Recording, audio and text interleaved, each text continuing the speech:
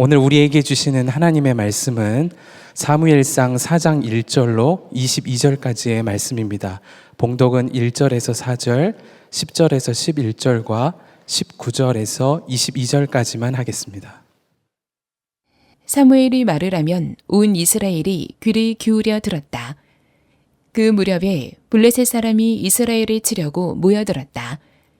이스라엘 사람은 블레셋 사람과 싸우려고 나가서 에베네셀에 진을 쳤고 블레셋 사람은 아벡에 진을 쳤다. 블레셋 사람이 전열을 갖추고 이스라엘 사람을 치자 치열한 싸움이 벌어졌다. 이스라엘은 이 싸움에서 블레셋에게 졌고 그 벌판에서 죽은 이스라엘 사람은 4,000명쯤 되었다. 이스라엘의 패잔병들이 진으로 돌아왔을 때에 장로들이 말하였다. 주님께서 오늘 우리가 블레셋 사람에게 지도록 하신 까닭이 무엇이겠느냐? 실로에 가서 주님의 언약궤를 우리에게로 모셔다가 우리 한가운데에 있게 하여 우리를 원수의 손에서 구하여 주시도록 하자. 그래서 이스라엘 백성이 실로로 사람들을 보냈다. 그들이 거기 그룹들 사이에 앉아 계시는 만군의 주님의 언약궤를 메고 왔다. 하나님의 언약궤를 가져올 때에 엘리의 두 아들 홈니와 비느하스도 함께 왔다. 그런 다음에 블레셋 사람이 전투에 임하니 이스라엘이 져서 제각기 자기 장막으로 달아났다. 이스라엘은 이때 아주 크게 져서 보병 3만 명이 죽었다. 하나님의 궤를 빼앗겼고 엘리의 두 아들 홈니와 비느하스도 이때 전사하였다.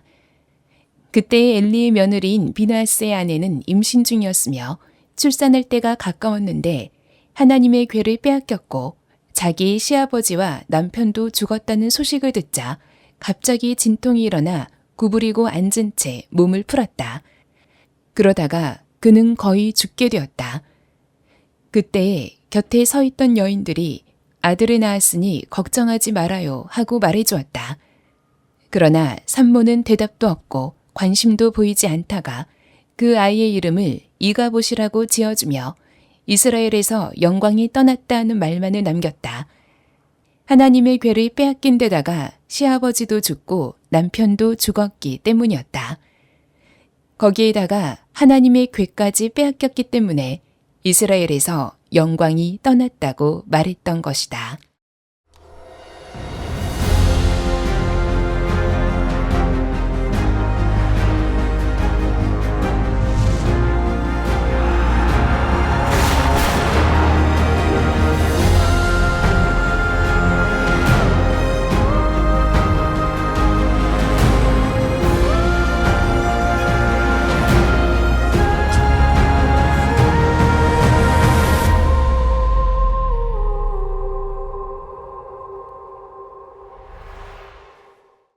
요즘 시대가 건강에 관심이 참 많은 시대입니다. 제가 전에 청소년 사역을 했을 때 우리 청소년들의 기도 제목이 크게 세 가지였습니다.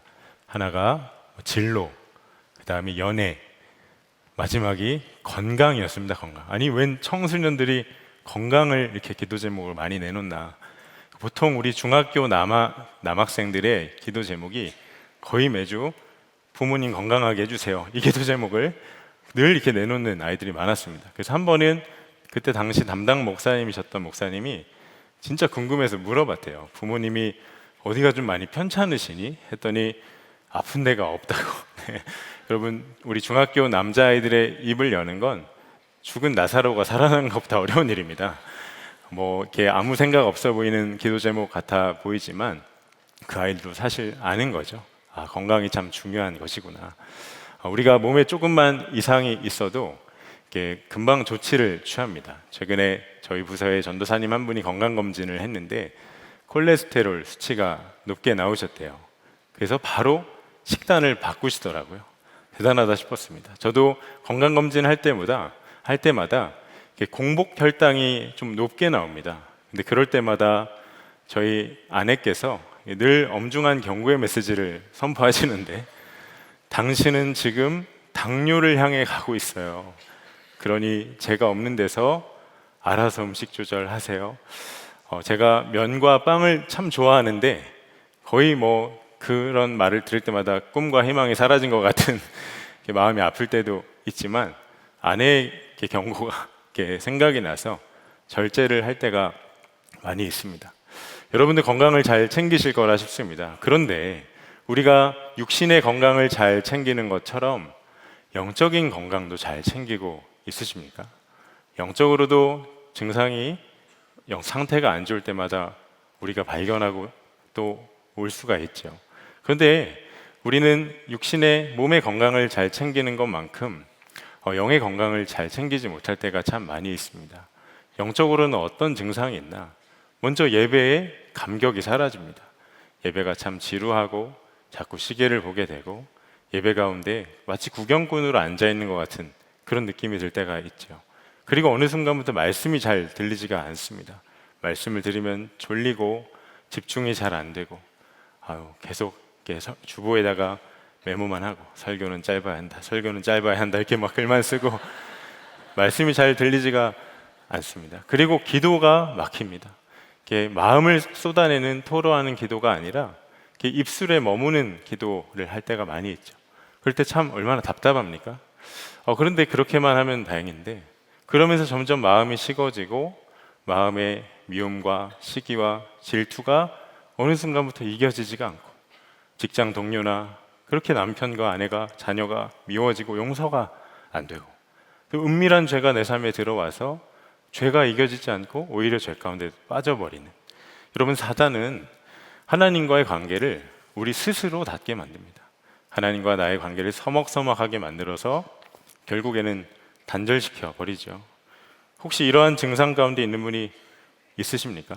근데 그러면서 한편으론 그래도 하나님은 사랑의 하나님이신데 이런 나도 사랑하시겠지, 그저 동일한 삶을 유지하면서 어물쩍 그렇게 생각하는 분이 혹시 계실지 모르겠습니다.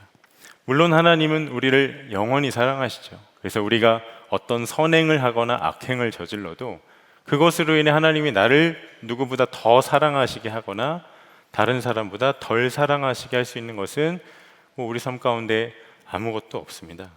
근데 우리가 절대 잊지 말아야 할 한 가지가 영적인 건강을 잘 챙기지 않으면 반드시 어딘가에서 일이 터지고 만다는 겁니다. 그런데 이거를 그렇게 고리를 끊지 않고 방치하고 또 덮어두다 보면 결국엔 주님의 임재가 우리의 삶을 떠나실 수도 있다는 것. 이게 너무나도 무서운 것입니다. 그러나 안타까운 것은 이것이 우리에게 그렇게 큰 문제가 되지 않을 때가 많이 있죠. A.W. 토저 목사님이 이런 이야기를 했습니다. 오늘날 성령님이 완전히 떠나셔도 교회들이 하고 있는 일의 90%는 아무런 지장을 받지 않을 것이다. 우리에게 영적인 적신호가 오고 영적인 건강에 이상 증세가 나타나도 육신의 건강검진 결과보다 덜 신경 쓰고 육신을 더 챙기는 것과 같이 신경을 덜 쓸 때가 우리에게 많이 있다라는 겁니다. 오늘 읽은 사무엘상 4장 말씀이 이것을 정말 우리에게 명확하게 말씀을 하고 있습니다. 본문의 전반부는, 사무엘상 4장의 전반부는 블레셋과 이스라엘의 전투를 다루고 있습니다. 그 당시 지정학적으로 블레셋과 이스라엘은 계속해서 이렇게 붙을 수밖에 없는 위치 가운데 있었던 나라죠. 그래서 이스라엘이 조금만 틈을 보이면 해안가에서 내륙으로 진출하기 원했던 블레셋이 이스라엘을 계속 침범을 했습니다. 근데 오늘 본문도 그렇게 두 나라가 전투를 벌이는데 이스라엘이 크게 패배하죠. 2절을 보면 4,000명 가량의 이스라엘 사람들이 죽었다, 그렇게 이야기를 합니다. 사실 싸움이 안 됐던 것이죠. 그런데 이런 민족의 큰 고난과 어려움이 다가왔을 때 이스라엘이 어떻게 반응을 했는가? 3절 전반절을 보면 이스라엘의 패잔병들이 진으로 돌아왔을 때에 장로들이 말하였다. 주님께서 오늘 우리가 블레셋 사람에게 지도록 하신 까닭이 무엇이겠느냐? 여러분, 이스라엘의 장로들, 그 지도자들은 아주 올바른 진단과 질문을 했습니다. 여호와께서 우리로 하여금 블레셋에게 지도록 하신 까닭이 뭐냐? 전쟁의 승패가 주님께 달려있기 때문에 주님께서 왜 우리에게 지게 하셨지? 반드시 물어야 할 질문이었죠. 그런데 그에 대한 답이 무엇이었나? 3절 후반절에 실로에 가서 주님의 언약궤를 우리에게로 모셔다가 우리 한가운데에 있게 하여 우리를 원수의 손에서 구하여 주시도록 하자. 즉 주님의 법궤를 우리가 실로에서 우리 전쟁터로 가져오자. 그러면 우리가 보호받고 하나님이 우리를 전쟁에서 승리하게 할 것이다. 여러분, 아마 이 안을 냈을 때 이스라엘 백성 중에 반대할 사람이 아무도 없었겠죠. 아마 다 두 팔 벌려 환영하고 만장일치로 통과됐을 겁니다. 그냥 괴짝이 아니라 하나님의 언약궤를 가져오자는 거잖아요. 그런데 그 하나님의 언약궤, 무엇을 상징하죠? 하나님의 임재를 상징합니다. 그러니까 언약궤를 이스라엘 진중에 가져오면 하나님이 우리와 함께하는 것이니 하나님 기필코 우리를 보호하고 인도할 것이다. 당연히 그렇게 여겼었겠죠. 왜냐하면 이스라엘의 조상들도 여호수아 백성들이 가나안 땅 입성할 때 요단강 건널 때도 언약궤가 앞장섰었고, 여리고성 돌 때에도 언약궤를 앞세워서 하나님의 엄청난 승리와 역사를 경험했었으니 하나 의심 없이 그렇게 생각을 했었겠죠. 그런데 그 결과가 어땠습니까? 10절 말씀에 그런 다음에 블레셋 사람이 전투에 임하니 이스라엘이 져서 제각기 자기 장막으로 달아났다. 이스라엘은 이때에 아주 크게 져서 보병 3만 명이 죽었다. 어찌된 일인지 언약궤를 가져왔음에도 불구하고 이스라엘이 처참하게 패배합니다. 3만 명의 보병이 죽었다. 여러분, 이해가 되십니까? 그런데 더 기가 막힌 게 11절에 하나님의 궤를 빼앗겼고 엘리의 두 아들 홈니와 비느하스도 이때 전사하였다. 하나님의 언약궤를 아예 블레셋에게 빼앗겨 버립니다. 지금 이스라엘에게 초유의 사태가 벌어진 거죠. 이스라엘 역사상 단 한 번도 겪어본 적 없었던 일이 지금 눈앞에서 벌어진 겁니다. 언약궤만 빼앗긴 게 아니라 당대의 제사장이요 사사였던 엘리의 두 아들 홈니와 비느하스도 그 자리에서 전사하고, 나중에는 그 소식을 듣고 엘리도 숨을 거두는 비극 중에 비극과 같은 일이 일어나게 되죠. 여러분, 이게 믿어지시나요? 우리가 이걸 어떻게 납득하고 이해할 수가 있죠? 하나님이 블레셋의 신보다 약하신 겁니까? 우리가 이 본문을 통해 무엇을 깨달아야 하는 것이죠? 우리 하나님은 전쟁에 능하신 만군의 여호와 주이십니다. 전쟁은 여호와께 속하였나니, 성경이 일관되게 말씀하고 있죠. 그런데 하나님의 임재의 상징인 언약궤가 이스라엘의 진중에 왔음에도 왜 이렇게 뼈아픈 패배를 이스라엘이 당해야만 했는가? 물론 전쟁은 여호와께 속한 게 맞지만 정작 이스라엘은 하나님께 속하지 않았기 때문입니다. 오히려 철저히 하나님을 무시했죠. 우리가 사무엘상 강해를 시작하면서 여러분 매주 들으셨을 겁니다. 이스라엘, 특히 엘리와 또 홈니와 비느하스로 대변되는 그 제사장들과 거룩한 무리들이 하나님을 얼마나 무시했는지, 하나님의 거룩한 성전에서 차마 입에 담지 못할 죄를 지었죠.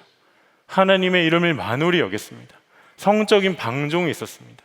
신앙의 양심이 완전히 죽어져 있었습니다. 부패하고 썩어서 하나님의 말씀조차 듣기 어려운 그러한 실상이었죠. 여러분, 이러한 상태인 이스라엘인데 어떻게 하나님의 임재와 하나님의 영광이 그들 가운데 함께할 수 있었을까요? 불가능했죠. 여러분, 이스라엘이 물었던 질문, 주님께서 오늘 우리가 블레셋 사람에게 지도록 하신 까닭이 무엇이겠느냐? 여러분, 정말 그 까닭이 무엇일까요? 그래도 우리는 어렴풋이나마 알고 있습니다. 그 이유가 뭐죠? 하나님의 영광이, 주의 임재가 이스라엘을 떠났기 때문에. 그러니 그들이 진짜 붙들어야 할 본질은 언약궤가 아니었습니다. 하나님께 나아가는 것이었습니다. 통회 자복하며 그들의 죄를 낱낱이 고백하며 회개하는 회개가 필요했던 것이죠. 언약궤가 아니라 하나님과의 관계 회복이 먼저였던 겁니다. 그러나 영적으로는 눈이 완전히 감겨져 있어서 그것을 스스로 벗어날 수도 없었고, 또 자기들이 점점 죽어가고 있다는 것도 알 수가 없었던 것이죠.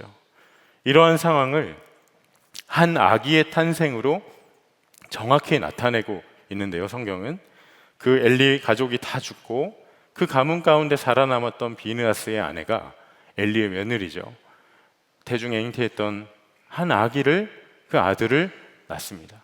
근데 그 아기 이름을 뭐라고 하나? 21절에 그 아이의 이름을 이가봇이라고 지어주며 이스라엘에서 영광이 떠났다 하는 말만을 남겼다. 하나님의 궤를 빼앗긴 데다가 시아버지도 죽고 남편도 죽었기 때문이었다. 이가봇, 하나님의 영광이 떠났다는 것입니다. 그리고 그 여인마저 그 아이를 출산하고 바로 아이만 남겨둔 채 숨을 거두는, 여러분, 영화나 드라마를 이렇게 만들어도 이보다 더 절망스럽게 만들 수가 있을까요? 이스라엘, 하나님의 백성된 이스라엘 가운데 하나님의 영광이 떠난 것입니다. 여러분, 지금까지의 말씀을 들었을 때 어떤 마음이 드십니까? 제가 섬기는 젊은이 교회에 전도사님 한 분 중에 이름이 영광이라는 분이 있습니다. 근데 그분이 오래전에 퇴근하실 때 이따금 이렇게 이야기를 하면서 사무실 밖을 나가시는 거예요. 이가봇, 이가봇 하면서 나가세요.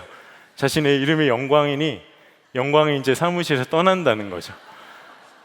그때는 저는 저분이 참 고급스러운 성경 유머를 구사하시는구나, 저도 재밌게 들었습니다. 그런데 제가 이번에 설교 준비하면서 사무엘상 4장을 곱씹고 또 곱씹고 기도하고 묵상하면서 이가봇, 이건 농담으로라도 할 수 없는 말이구나, 두려운 말입니다. 그런데 말씀을 준비하면서 정말 지울 수 없는 한 가지가 우리 성도님들의 삶과 또 이 시대의 한국 교회, 그리고 지울 수 없는 한 가지가 또 이 우리가 살아가는 세상을 보면 이가봇 같을 때가 너무나도 많이 있다는 마음이 들었습니다. 지난주 화요일에 여의도 순복음교회에서 있었던 한국교회 연합기도회에 우리 목회자들과 성도님들 함께 참여해서 오후 내내 간절히 기도하고 왔습니다. 그날 한국교회와 또 이 나라를 위해서, 특별히 다음 세대를 위해서 정말 열심히 간절한 마음으로 기도를 했죠. 기도할 제목이 정말 많이 있더라고요. 우리나라가 이제는 초저출산 국가가 되어서 인구 절벽 시대가 되었다고 말합니다. 그런데 더 시급한 게 있더라고요. 인구 절벽이 문제가 아니라 신앙 절벽이 문제더라고요. 여러분, 교회에서 다음 세대들이 사라지고 있습니다. 어떤 강연 중에 포항에 있는 한 공과대학 어떤 교수님이 말씀하시길, 그 학교의 신입생들이 이제 조사했을 때 어느 해에는 10% 정도의 입학생들이 기독교인이라 본인이 표를 했다고 하는데, 그 학생들 그대로 졸업할 때 조사를 해보니까 5%로 비율이 줄어져 있고, 여러분, 대학생들이 청년이 되어서 신앙을 버리고 교회를 떠나고 있는 현실이 그렇습니다. 그 학교만의 이야기가 아니죠. 캠퍼스 안에서는 복음 전도가 금지되어 있습니다. 선교사님들이 처음 세웠던 기독교 사학 안에서도 전도지를 돌리거나 복음 전하는 게 막혀져 있습니다. 선교 단체들 명맥만 유지하고 있는 경우가 많이 있습니다. 선교지를 둘러보고 이야기를 들어보면 젊은 선교사님들의 싹이 마르고 있다고 하죠. 또 세상의 유혹과 사단의 전략 어마어마합니다. 아이들이 학교에서 배우는 교과서에서 기독교가 점점 사라지고 있죠. 세상은 하나님의 이름을 지워가고 있는 세상입니다. 또 인터넷이나 TV나 스마트폰, 그런 영상들이 우리 안에 온갖 정욕을 부추기면서 끊임없이 반복적으로 자극하죠. 여러분, 사단이 우는 사자와 같이 이렇게 우리 다음 세대를, 청년들을 노리고 있는데 우리가 무슨 수로 그것을 막아낼 수가 있을까요? 앞으로 또 어떤 게 나올까 참 두렵게까지 합니다. 그런데 여러분, 우리가 정확히 모아야 할 것이, 정말 우리나라 인구가 줄어들고 있기 때문에 교회 안에서 우리 다음 세대와 청년들이 줄어들고 있는 것입니까? 하나님의 능력이 이제는 너무도 낮아지고 작아져서 이 시대 교회와 성도가 무기력해져 가고 있는 걸까요? 아닙니다. 우리 안에 충만해야 할 주님의 임재와 영광이 이가봇 소멸했기 때문은 아닐까요? 감리교회 창시자이신 존 웨슬리 목사님이 임종할 때 이런 고백을 남겼습니다. 제일 좋은 것은 하나님이 우리와 함께하는 것이다. 제일 좋은 것은 하나님이 우리와 함께 계시는 것이다. 그가 평생 하나님께 쓰임받을 수 있었던 이유가 이겁니다. 이 믿음으로 그가 평생을 온전한 믿음으로 주님과 함께 사는 삶을 살았죠. 그런데 존 웨슬리가 살았던 시대가 어떤 시대였죠? 여러분, 18세기 영국은 산업화가 시작이 되면서 빈부격차가 엄청나게 벌어졌던 때입니다. 그러다가 거리에는 불황아들이 넘쳐났고 도시로 갑자기 사람들이 몰리면서 도시 자체가 혼란이고 도덕 자체가 무너졌던 때죠. 당시 런던 주변에만 교도소가 감옥이 5개가 있었는데 포화 상태였다고 합니다. 사창가, 도박장, 술집은 운전성시를 이뤘죠. 윤리가 완전히 무너진 겁니다. 게다가 자유주의 신학이 팽배하게 일어나고 있어서 영적인 매너리즘이 교계와 나라 안에 드리워졌던 영적인 암흑기였죠. 그런데 그가 뭐라고 고백한 겁니까? 제일 좋은 것은 하나님이 우리와 함께 계시는 것이다. 여러분, 이게 무슨 말이죠? 시대가 아무리 어두워도 우리가 주님과 함께 살아갈 수 있다라는 것입니다. 아무리 현실이 비참하고 좋은 소식 하나 들려오지 않아도 우리가 주님의 임재와 영광 가운데 살아갈 수 있다라는 것입니다. 여러분, 누구 하나 예외 없는 진리죠. 우리는 날 때부터 이가봇 하나님의 영광이 떠났던, 아니 하나님과의 관계가 완전히 단절된 채로 태어난 그런 희망 없는 자들이었습니다. 여러분, 이 영광을 누가 스스로 회복할 수가 있겠습니까? 어느 누가 하나님과의 끊어진 관계를 스스로 다시 회복할 수 있겠습니까? 세상의 정치와 경제와 교육과 인기와 명예로 그게 가능할까요? 많은 재산이 그걸 보증할까요? 그럴 수 없습니다. 이런 우리를 위해서 2000년 전에 한 아기가 태어났으니, 여러분, 그 아기가 태어나기 700년 전에 이사야 선지자가 이런 예언을 했죠. 이사야 9장 6절에 이는 한 아기가 우리에게 낳고 한 아들을 우리에게 주신 바 되었는데 그의 어깨에는 정사를 메었고 그의 이름은 기묘자라 모사라 전능하신 하나님이라 영존하시는 아버지라 평강의 왕이라 할 것입니다. 여러분, 그렇게 태어난 이 아이의 이름이 무엇이었습니까? 마태복음 1장 23절에 보라, 처녀가 잉태하여 아들을 낳을 것이요 그의 이름은 임마누엘이라 하리라 하셨으니, 이를 번역한즉 하나님이 우리와 함께 계시다 함이라. 임마누엘, 하나님이 이가봇 되었던 우리의 삶에 아니야, 함께 할 거다 약속하시며 이 땅에 오신 겁니다. 여러분, 지금 우리가 살아가는 이 시대가 예수 믿기 가장 어려운 시대라고 많이들 합니다. 그런데 그거 아십니까? 우리가 살아오는 삶 가운데, 아니 역사 이래 예수님 믿기 편한 날은 단 하루도 없었습니다. 임마누엘 대신 예수님이 이 땅에 오셨던 2000년 전 고대 근동지방이라고 왜였을까요? 여러분, 이스라엘, 유대의 뿌리 깊은 썩은 전통과 또 로마의 압제로 인해서 정말 빛도 없고 어떠한 소망도 없는 영적인 어둠 가운데 있었죠. 하지만 그 어둠을 뚫고 이 땅 가운데 영광의 왕이신 주 예수님이 오신 겁니다.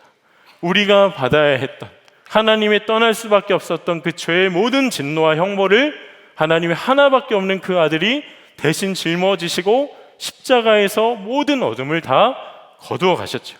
여러분, 그 예수 그리스도의 영광과 능력이 바로 오늘 우리가 두 발 딛고 살아가는 우리의 삶 가운데, 또한 우리 교회 안에, 우리 다음 세대 가운데 임마누엘 되셔서 떠나지 않는다 주님이 약속하셨습니다. 그렇다면 우리에게 필요한 게 무엇일까요? 우리도 쉽게 이야기할 수 있습니다. 이 시대와 내 삶을 바라보고 또 아픈 시대의 현실을 바라보면서 언약궤를 가져오면 되지. 우리도 언약궤를 가져오자. 누구나 다 진단하고 말할 수 있습니다.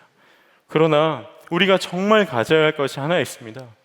지금도 살아계신 주 예수님을 향한 온전한 믿음입니다.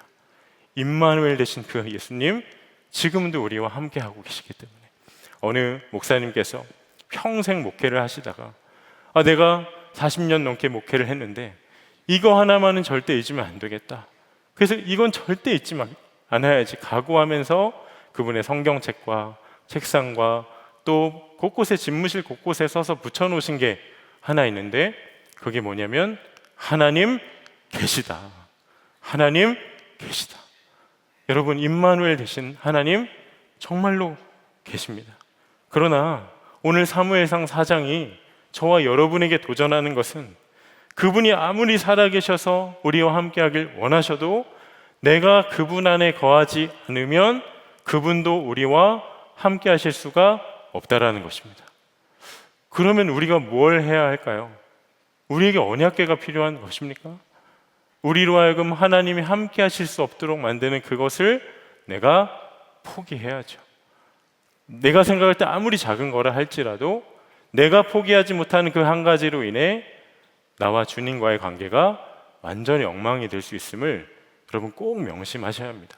제가 한 2년 전에 수요예배 때 다니엘서를 주제로 시리즈 설교를 한 적이 있습니다. 그때 4주 설교 일정 중에 한 번은 다니엘 1장 8절이 본문이었던 주가 있었는데, 뜻을 정한 다니엘, 그가 왕의 산의 진미, 포도주나 고기 먹는 것을 다 포기하기를 결단한 그 본문이었죠. 열심히 말씀 준비를 하는데 주님이 이런 마음을 주시는 것 같아요. 형주야, 너 성도님들에게 뜻을 정하라 설교만 하지 말고 네가 먼저 뜻을 정해라. 저는 그래서 그걸 무슨 뜻을 정해야 하는가 그게 고민하고 생각하는데, 성령께서 마음에 감동을 주시는 것이 예수 동행 일기 이후의 시간에 바벨론을 끌어들이지 말아라는 말이었습니다. 무슨 말이냐면, 동행 일기를 쓰고 이제 잠자리에 누워서 침대에 누우면 잠들기 전까지 뭐 했나? 스마트폰 보고 그렇게 10분이고 20분이고 30분이고 그렇게 시간을 보냈어요. 저는 그게 하루의 사역의 긴장도 풀고, 이게 제가 좋아하는 축구 기사도 보면서 이강인이 손흥민한테 사과를 구했구나, 이렇게 세상 돌아가는 것도 좀 살펴보고 그런 시간으로 삼았습니다. 심각한 죄도 아니잖아요. 그래서 그날 이후로도 그 패턴은 계속됐습니다. 그런데 어느 날 출근해서 사무실에 제 방 책상에 성경책이 펼쳐져 있는데, 습관적으로 말씀을 읽다가 말씀 한 구절이 마치 스프링처럼 튀어나오듯이 한 구절이 눈에 확 들어오는데, 데살로니가전서 5장 10절, 예수께서 우리를 위하여 죽으사 우리로 하여금 깨어있든지 자든지 자기와 함께 살게 하려 하셨느니라. 이게 다른 말씀의 의미가 있겠지만 이 말씀이 그 당시에 마치 저에게 이렇게 말씀하는 것 같았어요. 형주야, 너는 깨어있고 사역의 자리에 있고 누군가와 함께 너를 보는 눈이 있을 땐 주님과 함께 살아가려고 하면서, 홀로 있고 잠들기 전 누구도 보지 않는 그 시간은 왜 그렇게 하려고 하지 않느냐. 생각해 보니까 그 편한 시간, 내가 그렇게 습관적으로 좋아했던 그 시간, 주님이 나의 왕 되셨던 시간이 거의 없더라고요. 내가 하루 동안 받은 은혜, 주의 임재, 그 영광 경험하게 하셨던 것 어디서 다 까먹나 싶었더니 그 짧은 그 시간에 다 까먹더라고요. 그 작은 하나가 제 심령에 마치 바벨론과 같은 세상이 쓰나미처럼 물밀듯이 들어오도록 수문을 활짝 여는 역할을 하고 있더라고요. 그래서 주신 마음의 순종함으로 몸부림을 치다가 깨달았습니다. 하나님께서 나에게 설교하라고 뜻을 정하라 하신 게 아니라 나를 살리시려고 이 설교를 시키신 거구나.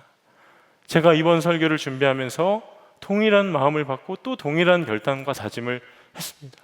주님, 주님의 영광이 머물기를 즐겨하시는 삶이 될 수 있도록 내가 보고 듣고 말하는 모든 것을 주님 다스려 주소서. 그 고백을 주님께 드렸습니다. 여러분, 주님의 이름으로 권면을 드립니다. 하나님께서 함께 하실 수 없는 삶의 모습, 하나님이 기뻐하시지 않는 나의 악한 마음과 삶의 습관, 성령께서 주시는 힘으로 끊어내고, 김다희 목사님의 책 제목처럼 영혼을 위해서 싸우는 한이 있더라도 가던 길을 돌이켜 주님께 맞춰 정말 조정하시기를 바랍니다. 그것이 우리가 주의 임재 안에 거하는 삶의 시작임을 믿습니다. 그렇다면 우리가 어떻게 그렇게 할 수 있을까요? 답은 명확합니다. 살아계신 주님을 정말 경외함으로 사는 것이죠. 제가 이 말씀을 묵상하다가 깜짝 놀랐던 것이 7절과 8절에 블레셋 사람이 두려워하면서 말하였다. 이스라엘 진해에 그들의 신이 들어갔다. 그래서 그들은 외쳤다. 이제 우리에게 화가 미쳤다. 일찍이 이런 일이 없었다. 우리에게 화가 미쳤는데 누가 저 강력한 신의 손에서 우리를 건질 수가 있겠느냐. 여러분, 놀랍지 않습니까?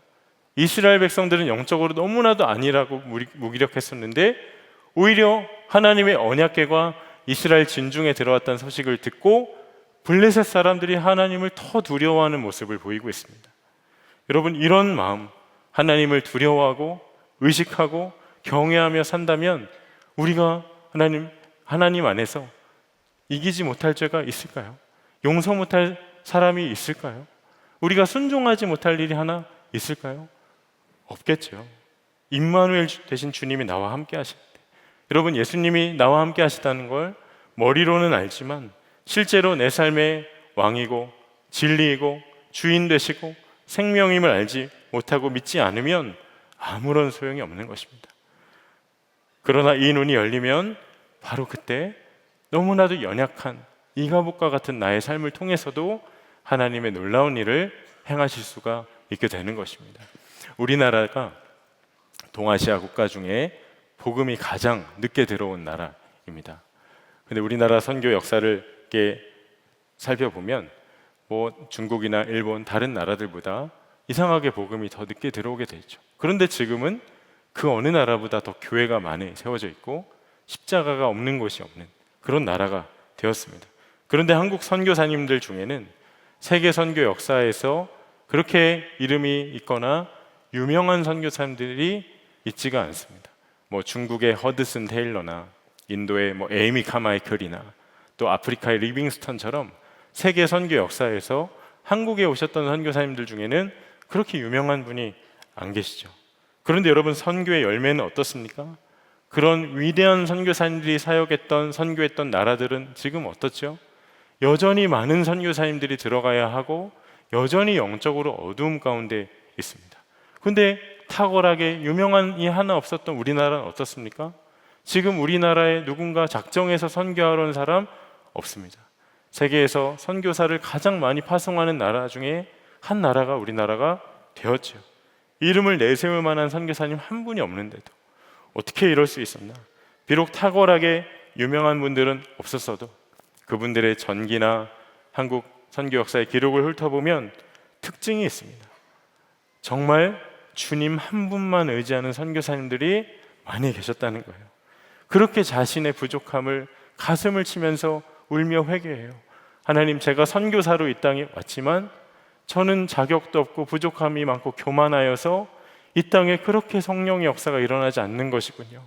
제가 너무나도 커서 주님이 일하실 틈이 없는 것이군요. 그렇게 회개하는 분들이 많이 있었습니다.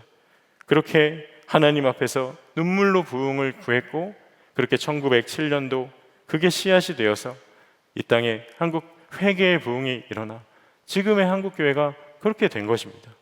대표적으로 1903년도 원산의 하디 선교사님, 그가 엄청난 헌신과 수고로 열심히 사역을 했지만 열매가 없었습니다.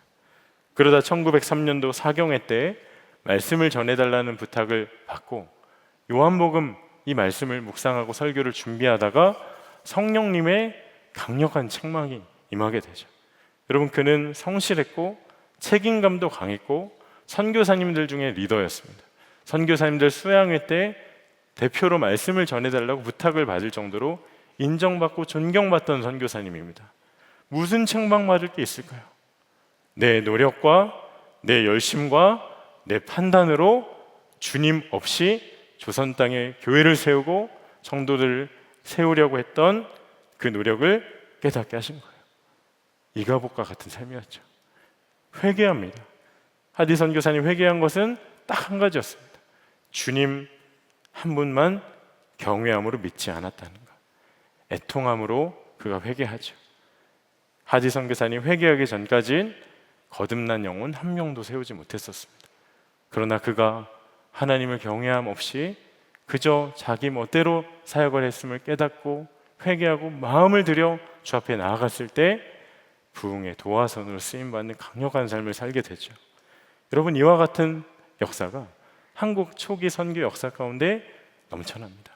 여러분, 이것이 저와 여러분을 향한, 또 우리 가정과 일터와 캠퍼스와 이 나라 이민족 가운데 우리를 통해 주가 하기 원하시는 간절한 갈망이고 소망임을 저는 믿습니다. 혹시 여러분 가운데 이가봇의 삶이 있으십니까? 그런데 소망이 있습니다. 주님은 내가 한없이 완고하고 철저히 이기적이고 너무나도 교만하고 그리고 절대 하나님의 영광이 머물 수 없는 그렇게 연약한 자임을 그 누구보다 잘 알고 계시죠. 그런 주님이 우리에게 말씀하셨습니다. 요한복음 15장 4절에 내 안에 거하라. 나도 너희 안에 거하리라. 가지가 포도나무에 붙어 있지 아니하면 스스로 열매를 맺을 수 없음 같이 너희도 내 안에 있지 아니하면 그러하리라. 한없이 연약한 나에게, 또한 여러분에게 우리 주님이 내게로 와서 거하라 말씀하셨습니다. 이것은 내가 아무리 연약하고 이가복과 같은 삶을 산다 할지라도 이제는 임마누엘 되셔서 나를 결코 버릴 수도 포기할 수도 떠날 수도 없다는 하나님의 약속입니다. 주님은 그 어떤 수치와 후회와 나의 죄악과 좌절과 원망과 또한 나의 연약함보다 더 크신 은혜의 주이십니다. 왜 그렇죠? 임마누엘 되셔서 지금도 나와 항상 함께 하시기로 약속하시며 그 약속을 신실하게 지키는 살아계신 주이시기 때문입니다. 바라기는 주님과 함께 할 수 없었던 내 삶의 어떠한 모습이라도 포기하여 주님께 내어드리고 오늘 그 주님께로 나아가 임마누엘의 영광과 주의 임재가 다시 회복되어 나를 부르신 그 삶 가운데 충만함으로 그 삶을 누리는 저와 여러분이 되기를 주님의 이름으로 축복합니다. 이 시간 우리 함께 합심해서 기도할 때 주신 말씀 붙잡고 간절히, 정말 간절히 기도하겠습니다. 이 가운데 혹시 이가복과 같은 삶을 사는 분이 계십니까? 그렇다면 정말 주님이 기다렸던 그 한 사람입니다. 왜냐? 하나님은 임마누엘 되셔서 그렇게 연약한 나를 위해 자신의 전부를 내어주길 준비하셨고 이미 이루셨고 지금도 그 한 사람이 주의 임재와 영광 가운데 회복되길 간절히 바라는 주님이시기 때문에 그렇습니다. 이 시간 기도할 때 주님, 제가 원하는 것은 오직 주님 한 분이십니다. 주님 나를 사로잡아 주시옵소서. 임마누엘 되시는 주님과만 동행하는 그 삶의 놀라운 능력이 내 안에 열려지고 회복되게 하여 주시옵소서. 우리 주님의 이름 한번 부르짖고 합심하여 기도합니다. 주여! 모든 시선을 주님께 드리고 하나님 임마누엘 되신 아버지 하나님, 살아계신 하나님을 느낄 때 충만하게 하소서. 내 삶은 주의 역사가 되고 하나님이 일하기 시작하네. 모든 시선을 주님께 드리고 살아계신 하나님을 느낄 때 내 삶은 주의 나라가 되고 하나님이 일하기 시작하네. 은혜와 사랑이 충만하신 아버지 하나님, 이가복과 같은 우리의 삶을 한 번도 포기하지 않으시고 2000년 전 그 아들을 통해 임마누엘의 약속을 이루신 하나님을 찬양합니다. 하나님, 이 자리에 이가복과 같은 삶으로 인하여 늘 절망과 좌절과 어떠한 은혜와 간증도 없이 살아가고 있는 이가 있었습니까? 그 한 사람을 애타게 기다리셨던 임마누엘의 주님께서 우리의 심령 가운데 주님의 약속이 들려지게 하여 주옵시고 다시 한번 주를 바라보며 일어나는 놀라운 믿음의 결단이 임하게 하여 주시옵소서. 하나님, 특별히 우리 가정과 일터와 특별히 사랑하는 자녀들과 개학과 개강을 앞둔 우리 교육의 현장과 캠퍼스를 주님께 의탁을 드립니다.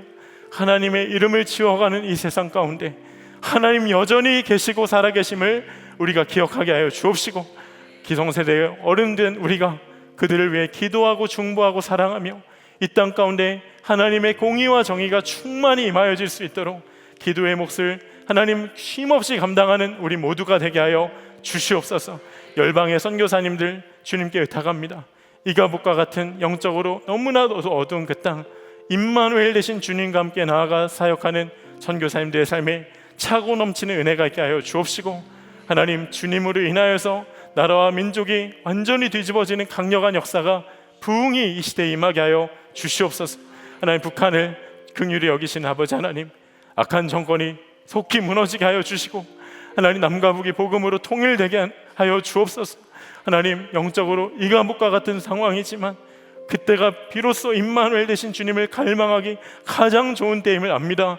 북한 땅에 이와 같은 놀라운 복음의 소식이 하나님 막힘없이 전해지게 하여 주옵시고, 하나님 그 영광의 그날 우리로 보게 하여 주시옵소서. 오늘도 주님을 사랑하는 마음으로 11조와 건축원금과 선교원금과 예물을 주님께 드린 모든 손길을 주님 친히 안수하여 주옵소서. 하나님 나라 영광을 위해 알곡과 같이 쓰임받는 거룩한 통로 되게 하여 주시옵소서. 감사합니다. 이제는 이가봇이 아니라 임마누엘 되어 우리의 삶을 살아가게 하실 주님을 찬양하오니, 이번 한 주도 그와 같은 믿음의 삶 신실히 걸어가게 하여 주시옵소서. 주님이 친히 행하실 일을 기대하며 주 예수님의 이름으로 기도드립니다. 아멘. 우리 다 함께 일어나서 봉헌 찬양하도록 하겠습니다. 내게로부터 눈을 들어 주를 보기 시작할 때 주의 일을 보겠네. 내 작은 마음 돌이키사 하늘에 꿈꾸게 하네. 주님을 본 모든 시선을 주님께 드리고,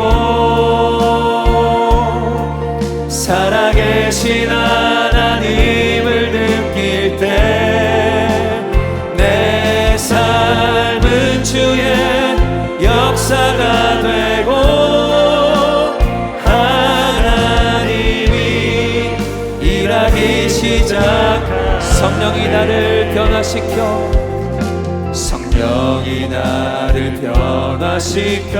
모든 두려움 사라질 때 주의 일을 보겠네. 황폐한 땅 한가운데서 주님 마음 알게 되리. 주님을 볼 때 두 손 들고 찬양합니다. 모든 시선을 주님께 드리고, 전능하신 하나님을 느낄 때 내 삶은 주의 역사가 되고, 하나님이 일하기 시작. 모든 시선을 주님께 드리고, 전능하신 하나님을 느낄 때 세상은 주의 나라가 되고,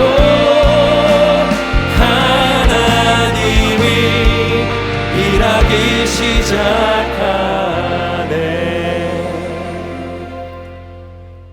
주 예수님의 은혜와 아버지 하나님의 말할 수 없이 크신 사랑하심과 성령의 내주교통 충만하게 하시는 역사가 지금 이 자리에 예배한 모든 이를 위해, 또 이 나라 민족과 열방과 북한 땅 위에 충만히 함께 하시기를 간절히 축원하옵나이다. 아멘.